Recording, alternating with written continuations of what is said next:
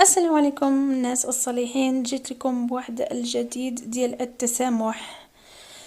ملي كتسامح لبنادم مرة جوج مرة، يعني يمكن يعاودها مرتين، يعني واحد هي ولا هو. ملي كتسامح مرة يمكن يعاودها جوج مرات.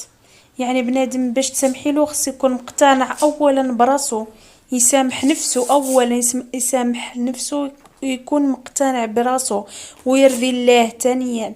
يعني صعيب باش تسامح لشي وحده ولا لشي واحد لحقاش تفكر ديما شنو قال عليك، ولا العيب ديالو ولا العيب ديالها ديما. ولكن بنادم خصو ما يكونش حاقد ويقول حسبي الله ونعم الوكيل وصافي، ربي راه كيسمعنا والله يسمعنا ويرانا. يقول حسبي الله ونعم الوكيل وما تدعيوش على الناس وربي راه كيسمعنا.